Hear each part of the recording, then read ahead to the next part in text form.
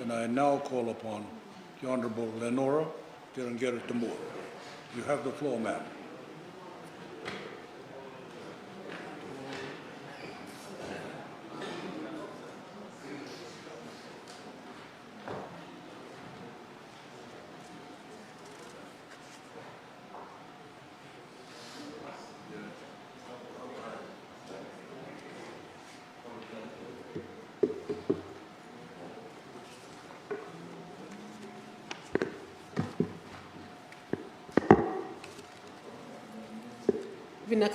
Mr. Speaker. Mr. Speaker, this budget kind of got off to a bad start. I reckon the Honourable Minister for the Economy turns up late. He delayed his delivery by more than an hour, did not explain himself, did not apologise, and I just want to express my utter disgust at his behaviour. The big deal about the 1 hour, Honourable Prime Minister, is that people were waiting for Your Highness. The Honourable Minister, Mr. Speaker, is the servant of Fiji's people. Order. And the representatives of those people are the members of this House. To all the people who are waiting to watch on TV, to all the people who consumed their mobile data waiting for him to turn up, he behaved disrespectfully and arrogantly. In that, at least, he behaved in the character of some of this government. Even the Prime Minister has had trouble turning up on time to COVID-19 briefings. As most of us know, Mr. Speaker, the Honourable Economy Minister is famous for being late to many public functions. He acts as if he's the only person with important things to do in this country. I remind him again, we pay him more than $200,000 a year to be our servant. The people and not him are the important ones here. And I remind him of the old saying, manners maketh the man, and it is high time he showed some. Now I want to offer my respect and gratitude to the real leaders of our country, the many people and groups, both in Fiji and abroad, who, with compassion as their only motive, have rallied, organized, collected, and oftentimes spent their own savings to reach hungry and desperate families, feed school children, and help rebuild homes. I want to thank all the faith-based organizations with school feeding programs. People and groups including Global Compassion, the Langi Langi Relief Fund, Nayau Strong, the Ono Foundation of the USA, Mr. Narayan Reddy and Mr. Alan Lockington and their group of friends and donors in Lautoka, the Kandavu Pango Pango Association, the volunteers at the Lami District Council of Social Services, as well as all the companies who have supplied their staff with groceries. The list is long, Honourable Speaker. To them, I say, you are the real leaders. You are the people who give up your time for others. You are the people who understand who is important. Mr. Speaker, the Minister's budget speech was interesting, both for what he said and for what he did not say. But one thing is clear. It has taken this COVID-19 crisis to show up the stark reality of what many, including the NFP and the opposition, have been saying all along. This is a government that has been reckless and wasteful. It has stubbornly refused to accept advice from anyone.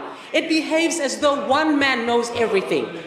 At a time when we should be encouraging local production and saving foreign exchange, the budget encourages cheaper imports. Our local producers and manufacturers will have to fight against these cheaper imports. And it's not just tourism jobs that are disappearing. Manufacturing workers' jobs are at risk as well. Ordinary families are struggling to put basic food on the table. What use to them are duty cuts on imported foodstuff and all these gems and cars? Why reduce duty on imported vegetables when we should be driving consumption towards what our local farmers are growing in abundance? At times like this, you will see us consumers pull back our expenditure to bare necessities. Mr. Speaker, year upon year in the budget speech, we hear about how well the government is doing, how much it is spending on this program or that program, and how much people's lives are improved. But this is a government that has been big on talk and small on delivery. The government is suspending its $1,000 parenthood assistance payment. Who could forget their pre-election baby freebie? But now the votes are in, the freebies are out. Mr. Speaker, did you know that since November last year, Fiji women have not been able to get a pap smear in this country? Why? Because the laboratories do not have the filters to carry out proper tests. Why? Is it because we have not paid our bill to a certain supplier? What's happening at the new maternity ward at the Colonial War Memorial Hospital, the groundbreaking ceremony for which was carried out by the Honourable Prime Minister in June 2018. I note that the World Bank has this year approved funding of US $7.4 million to further support the government of Fiji's strengthening of our health systems in the wake of this COVID emergency. The project will provide additional medical supplies, including personal protective equipment, intensive care unit beds and ventilators, as well, and this jumped out at me, as well as the installation of a medical incinerator that will serve 3 divisional hospitals in Fiji, including the CWM. Now, Mr. Speaker, when fire broke out at the Colonial War Memorial Hospital's boiler room in May last year, the hospital's incinerator was also badly affected. Now, since then, where has the hospital waste from CWM, including from accident and emergency and operating theatres, been going? God forbid it's been going to the Namboro landfill. Has it? Can anyone from this side of the House, hand on heart, say that this is not so? Instead of trying to lure tourists to Fiji with $60 million in tourist freebies, please buy basic supplies for the hospitals. Even last week, people on social media wanted to know why our hospitals could not even supply bandages. What about basic drugs and medications? We can offer 400 people to a tourist to visit Fiji, but we cannot look after the basic health and dignity of our people? I agree, Mr. Speaker, when the Minister for Economy said during his budget speech, and I quote, "Target resources on families facing the most severe hit to their finances," unquote. So let's do that. How can we be allocating $250,000 for Fiji Day celebrations when tens of thousands of our workers and their families have nothing to celebrate? Mr. Speaker, there are parents in this country who cannot afford to give their kids 3 balanced meals a day. I suggest, Mr. Speaker, that Fiji marks October 10th by calling for a week of national prayer and fasting, a reflection and reconciliation. I suggest that the government give the $250,000 to the likes of EFCOS or FRIEND or the NGOs working hard to support our people, giving support to the huge number of Fijians dealing with hunger and mental health issues as a result of unemployment and poverty. Let's talk about education now, Honourable Speaker. For TELS, 130 new awards for the MBBS, oral and dental will be suspended, Mr. Speaker. This has left dozens of students and their parents bitterly disappointed. After years of studying hard, aiming for a TELS award for an MBBS program, they are dealt this blow. The TELS qualifying marks based on year 13 results have been raised from 200 to 250. TELS Technical College student entry age has also been increased from 15 to 17 years. What happened?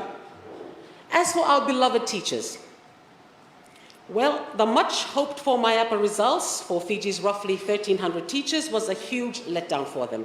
98% of Fiji's teachers did not qualify for a step increase. And let me read a little bit about of what a teacher read when he opened his MyAPA page. MyAPA performance assessment process for the 2017-2018 performance year has been finalized. After review of all eligibility, criteria for the MyAPA, it was determined that you met all eligibility criteria. This teacher's heart went, yes, and then he read on. The moderation subcommittees met to moderate the result of all eligible employee, and they carefully reviewed the evidence provided in a MyAPA and considered the results report submitted by your work unit. On conclusion of this moderation process, it was determined that you had not provided sufficient evidence in your MyAPA to support a step increase. In this regard, your salary band and step will remain as at present. But wait, Mr. Speaker, it gets better. It gets better. To add insult to injury, teachers have been given 5 working days to appeal the decision. 5 working days after being made to wait for more than 2 years. What happened? Minister Akbar then went on to say that teachers who had qualified got paid their 2017 and 2018, And I quote, she also said, 2018 and 2019 assessments are still pending, and as announced in the last budget by the Attorney General, the 2018-19 assessment is still on hold. What happened? Do you remember the time when the government boasted about how senior citizens were receiving subsidized bus fares at $40 a month, then suddenly dropped to $20 a month? Now it's going to be $10 a month. 2 nights ago, I got a call from a lady in Nandi who needs to travel from her Nandi home to the Lautoka hospital for her eye clinic. And this is a trip that she needs to make 3 times a month. But one round trip costs $8. For all the inconvenience that this failed policy has caused our elderly, not to mention our students, you may as well just allow travelers to choose to pay cash. Let's talk about housing. There is no good time to remove funding assistance to the vulnerable. There is no worse time to make cuts than when the economic fallout from a pandemic is affecting vulnerable families. It is not the middle classes and the upper classes who are hurting, Mr. Speaker. Not when the duty on luxury goods is going down. It is the poorest who are paying the price in this budget.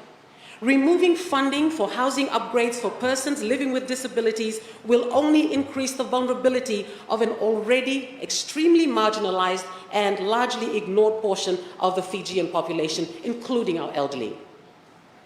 It will further increase the burden on women, who are inevitably the carers of our sick and disabled. This means that mothers may not be able to go and earn an income. Daughters may not be able to attend school. This will directly strike at a family's ability to meet everyday needs. It will reduce women's access to employment and education. Mr. Speaker, 91% of Fijians with disabilities require structural modifications to improve their homes and living environment.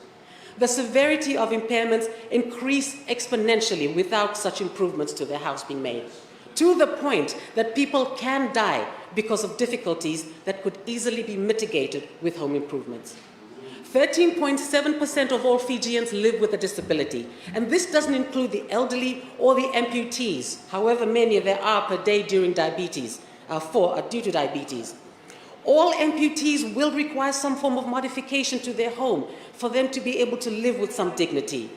The loss of this funding to Habitat for Humanity will mean that persons with disabilities may have to wait 5 to 7 years to get assistance from private benefactors. Many may not get any assistance at all. Let me turn our attention, Honourable Speaker, to tropical cyclone Harold relief. And Mr. Speaker, let me tell you about this tin fish. This tin fish, okay? This tin fish. This brand tin fish, which was part of government's tropical cyclone Harold relief to Kandavu, the Prime Minister himself, I believe, took this to Kandavu. Mr. Speaker, I invite everyone in this House to open a can of this and take a whiff. Do it and tell me if you would give this to your own family. Well, I invite all those who haven't, come up to the opposition chambers. I have opened this and it is sitting there in the fridge and it is marked, do not eat. Our people deserve a better leader than one who goes to rural communities, handing out substandard food, bottles of oil which have already been opened, all the while asking communities if Honourable Rasova has been to visit them and chastising them for not voting for him. This from our Honourable Prime Minister. On June the 20th, 2018, Honourable Speaker, the Malaysian Ministry of Health banned this very brand, took them off supermarket shelves. Why? Because this fish, tin fish, had been found to contain roundworms. And yet this is what our government gave to people in Kandavu and God knows wherever else. Mr. Speaker, when times are good, you will always find government ministers taking credit. The Honourable Minister for the Economy always photographed at the Fiji Airways handing out bonus checks. But when it came to making Fiji Airways staff redundant, he and the rest of the government were nowhere to be seen. This was also true of the Fiji Airways executive team. Sitting high up there in their air-conditioned executive suites, they terminated people by email. They did not follow the collective agreements with the unions. They did not offer solace, empathy, or support. Good leaders would face their employees and explain the problem. But as soon as the tough gets going, they get going too. These executives and our ministers were nowhere to be seen. And let us not forget our government's shocking and dishonest treatment of patient number 1. Mr. Speaker, this is how this government treats the workers who have been the face of this country to the world. Mr. Speaker, I know this government doesn't like to hear what we on this side have to say, no matter what we say. So perhaps they should read the numerous letters published in the dailies. And here is an excerpt of a letter from a gentleman by the name of Mr. Chand. And he wrote, and I quote, "May I add to this list the issues of governance, transparency, and trust. The countries that have been most successful in dealing with the pandemic are those that seem accountable, practice transparency, and are trusted by their citizens. This is achieved through accurate flow of information, robust data, timely response to issues raised by the people, and there is inclusivity and participation in decision-making processes. I believe in Fiji we have a long way to go where the citizens feel comfortable about the information provided. Unless the authorities can be more humble and inclusive in their approach to deal with the social, economic, and environmental issues that we are going to face for many months yet, I am afraid the ability to deal with the immense impacts will remain wanting." Signed by Mr. Altaf Chand. Not long ago, the Honourable Minister for Economy complained about why only 50,000 people had downloaded the Care Fiji app. Let me tell him about the people who have not done it. Half of them, Mr. Speaker, do not trust this government. The other half are just so sick and tired of being talked down to, bullied, patronized, and ordered around by this government that they just simply refuse. They do it as an act of rebellion because that is where the Fiji First Party leadership has taken us. It has taken us to the point where people do not trust the government and will not work with it. This is the ultimate failure of political leadership. Can we, the people, trust this government? No. I have this suspicion, Mr. Speaker, that this government reckons if you keep the people poor enough, you keep them desperate enough to swallow any bait you throw their way before the next elections. This budget reminds me of a 1978 song by Johnny Mathis and Denise Williams. Too much, too little, too late.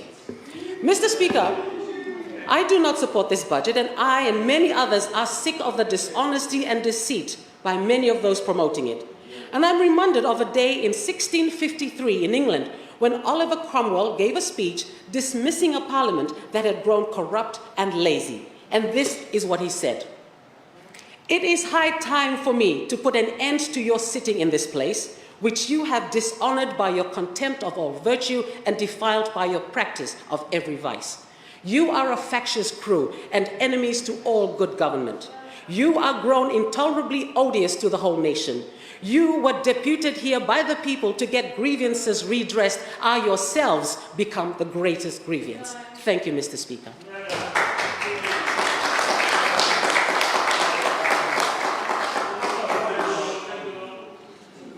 I thank the